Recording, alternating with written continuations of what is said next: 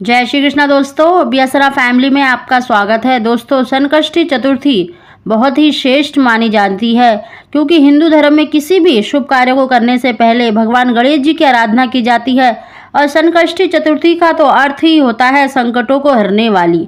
दोस्तों, संकष्टी चतुर्थी के दिन भगवान गणपति की पूजा करने से सारी समस्याएं दूर होती हैं और इच्छाओं की पूर्ति अवश्य ही होती है। दोस्तों, आज की जो वीडियो में हम उपाय बता रहे हैं, इस उपाय को आप 7 बुधवार या 7 संकष्टी चतुर्थी के दिन अवश्य ही करें। दोस्तों, गणेश चौथ बहुत ही श्रेष्ठ मानी जाती है। गणपति जी प्रथम पूज्य होने के साथ साथ रिद्धि सिद्धि के दाता है, विघ्नहर्ता कहलाते हैं। अगर व्यक्ति के जीवन में कोई भी परेशानी, कोई भी इच्छा है तो उसे गणेश जी का पूजन अवश्य ही करना चाहिए। गणेश जी की पूजा करने से कार्य में सफलता अवश्य ही मिलती है और कार्य निर्विघ्न अवश्य ही होता है।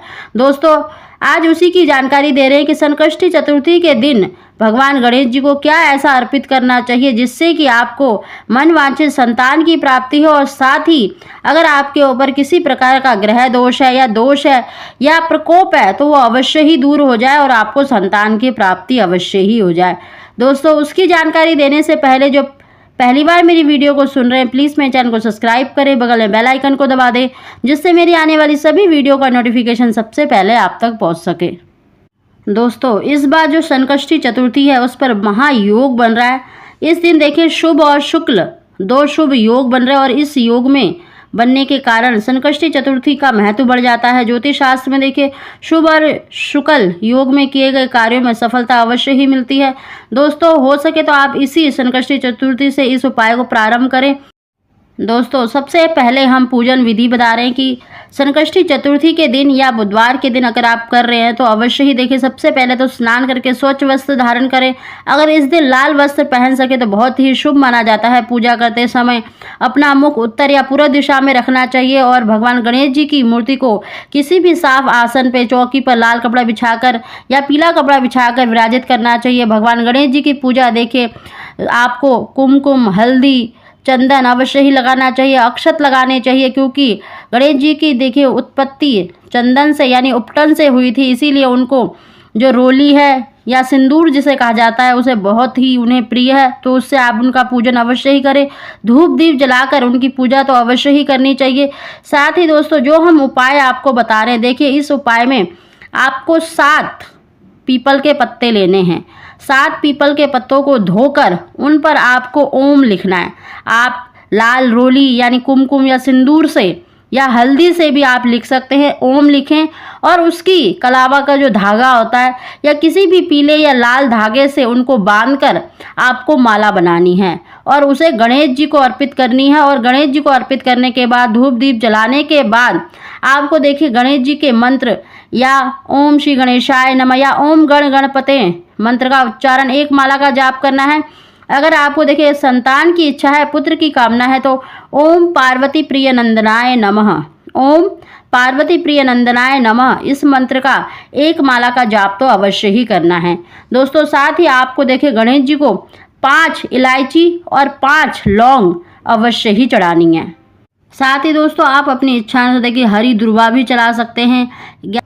गणेश जी की पूजा में अक्षत भी अवश्य ही चढ़ाएं। अक्षत का अर्थ होता है बिना टूटा फूटा चावल। दोस्तों, अक्षत भगवान शंकर और गणेश जी की पूजा में अवश्य ही चढ़ाने चाहिए, इनके बिना पूजा अधूरी मानी जाती है। आप गणेश जी के मस्तक पर अक्षत अवश्य ही लगाएं क्योंकि अक्षत लगाने से अखंड सौभाग्य की प्राप्ति होती है और जिस भी कार्य में आप काम कर रहे हैं उसमें आपको सफलता अवश्य ही मिलती है। साथ ही दोस्तों, आप हरी दुर्वा भी गणेश जी को अवश्य ही चढ़ाएं। अगर आपको मिल जाए तो आप 11 अंकुर या 5 या 3 की संख्या में गणेश जी को हरी दुर्वा अर्पित कर सकते हैं। और साथ ही दोस्तों, इस दिन गणेश जी को भोग भी अवश्य लगाएं। आप चाहे तो फल का भोग लगाएं, लड्डू का भोग लगाएं या तिल से बने मिष्ठान का भोग लगाएं, लेकिन आप गणेश जी को भोग अवश्य ही लगाएं। दोस्तों, इस दिन गणेश जी की पूजा विधि विधान से करने से देखिए व्यक्ति के जितने भी बिगड़े काम है वो सफल हो जाते हैं, उनमें सफलता अवश्य ही मिलती है। घर में सुख, शांति और समृद्धि का वास माना जाता है। दोस्तों, जो लोग देखिए संकष्टी चतुर्थी का व्रत रखते हैं तो शाम को व्रत कथा पढ़कर और चांद को अर्घ्य देकर व्रत खोलना चाहिए। दोस्तों, इस तरह से आप पूजा पाठ कर सकते हैं और व्रत का आपको पूरा फल प्राप्त होता है। अगर आप देखिए व्रत नहीं कर सकते तो आप पूजन अवश्य ही करें।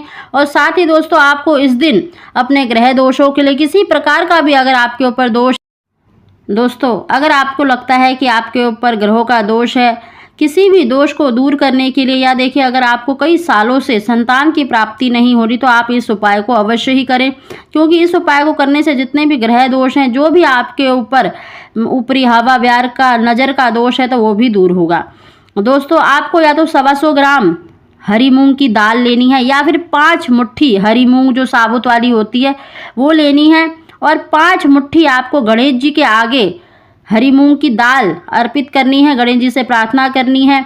अपनी पाठ पूजा समाप्त करने के बाद 5 मिनट बाद 10 मिनट बाद आप उन हरी मूंग की दाल को किसी भी हरे कपड़े में बांधकर अपने सिर पे से 7 बार उसार के अगर आप किसी भी बहते हुए पानी में विसर्जित कर दें तो जितने भी आपके दोष होते हैं वो दूर हो जाते हैं। साथ ही दोस्तों अगर आपको देखिए बहता हुआ पानी नहीं मिल पा रहा है तो आप इसे पीपल के पेड़ के नीचे भी रख सकते हैं। दोस्तों ऐसा आपको 7 बुधवार या 7 संकष्टी चतुर्थी पर करना है। दोस्तों ये बहुत ही सरल और बहुत ही अचूक उपाय है, इसको आप अवश्य ही करें। दोस्तों आपको 2 उपाय अवश्य ही करने हैं कि गणेश जी को पीपल के पत्तों की माला अवश्य ही अर्पित करनी है, और साथ ही आपको देखिए हरी मूंग की जो दाल है वो अवश्य ही अपने ऊपर से पहले गणेश जी को चढ़ाएं, और उसके बाद 7 बार अपने सिर पे से घुमाकर किसी भी बहते हुए पानी में या फिर पीपल के पेड़ के नीचे रख के आ जाए, पीछे मुड़ के बिल्कुल ना देखें। दोस्तों ये उपाय करना है, ये करने से देखना आपको निश्चित ही जितने भी ग्रह दोष है वो तो दूर होंगे ही, और आपको मन वांछित संतान की प्राप्ति अवश्य ही होगी। दोस्तों संकष्टी चतुर्थी सभी संकटों को हरने वाली है। अगर इस दिन आप ये उपाय करते हैं तो निश्चित ही आपको संतान की प्राप्ति होती है। दोस्तों जो पीपल वाला हमने उपाय बताया है इसे आप हमेशा कर सकते हैं, देखना आपकी जो मनोकामना है वो बहुत ही शीघ्र पूरी होगी। अगर आपके किसी कार्य में आपको सफलता नहीं मिल पा रही, नौकरी में या किसी प्रकार की धन की बरकत नहीं हो रही, तो आप इस उपाय को अवश्य ही करके देखें। साथ ही दोस्तों जो आपने लौंग और इलायची अर्पित करी है उसमें से आप उसको प्रसाद स्वरूप चाय में भी ले सकते हैं, नहीं तो 1 इलायची अपने मुंह में अवश्य ही डालें। दोस्तों इस दिन आपको गणेश जी को भोग भी अवश्य ही लगाना है। आप जिस भी वस्तु का या जिस भी फल का भोग लगाएं उसको प्रसाद स्वरूप पूरे परिवार वाले ग्रहण कर लें। दोस्तों इस प्रकार से गणेश जी का पूजन करें तो देखना आपको निश्चित ही मन वांछित संतान की प्राप्ति होगी। जिस भी कार्य में आपके विघ्न आ रहे, रुकावट आ रही है, वो अवश्य ही दूर होंगे, क्योंकि गणेश जी विघ्नहर्ता कहलाते हैं, और इस उपाय को करने से निश्चित ही आपकी मनोकामना पूरी होगी। दोस्तों अगर आपको हमारी जानकारी वीडियो पसंद आई है तो इसको लाइक अवश्य ही करें, और कमेंट बॉक्स में ओम श्री गणेशाय नमः अवश्य लिखें। आप सभी को जय श्री कृष्णा।